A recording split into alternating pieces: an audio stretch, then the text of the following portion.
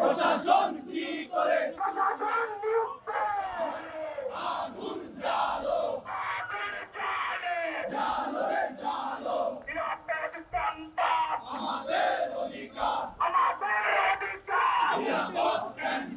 ছাত্র সমাজ সবাই আজকে আপনারা কেন উপস্থিত হয়েছেন? আমরা একটি নিরাপদ ক্যাম্পাসের দাবিতে এখানে উপস্থিত হয়েছি। আমরা যেখানে নিরাপদ ক্যাম্পাসের দাবিতে আন্দোলন করছি, সেখানে আমাদের প্রশাসন নিয়োগ বাণিজ্যে ব্যস্ত।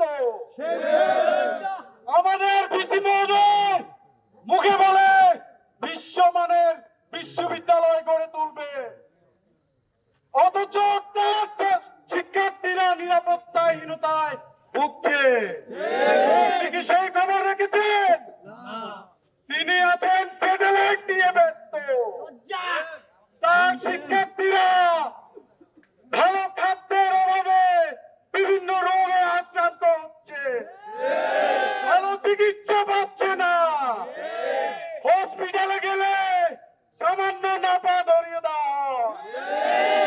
বড় কোনো অসুস্থ শিক্ষার্থীর জন্য চিটাগং হসপিটালে নিতে নিতে সেই শিক্ষার্থী মৃত্যুবরণ করেছে। অতীতে অনেক রেকর্ড আছে।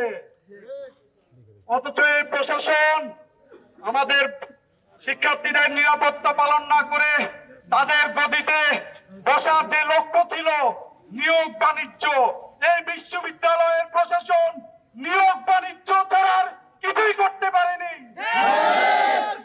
আপনারা কি একটি বিষয় খেয়াল করেছেন? স্বৈরাচারী আমলের যারা দোষর ছিল তাদের কি এই বিচার ক্যাম্পাসে হয়েছে? তার মানে কি আমরা বুঝে নিব আপনারা তাদের সাথে আঘাত করেছেন?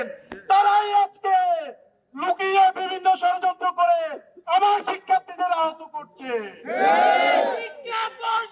একসাথে চলে না, একসাথে চলে না, শিক্ষা প্রশাসন শিক্ষা বৈষম্য একসাথে চলে না।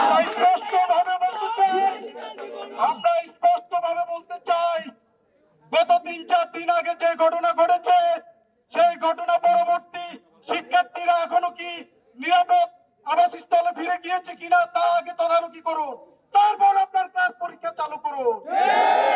আমার ভাইয়েরা এখনো রোহিঙ্গাদের মতো বিভিন্ন জায়গায় এক কাপড়ে বসবাস করছে, সেই খবরকে প্রশাসন রেখেছে।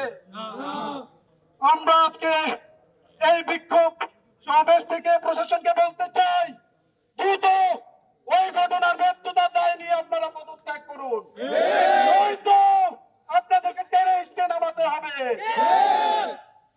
সবাইকে ধন্যবাদ জানিয়ে আজকের এই বিক্ষোভ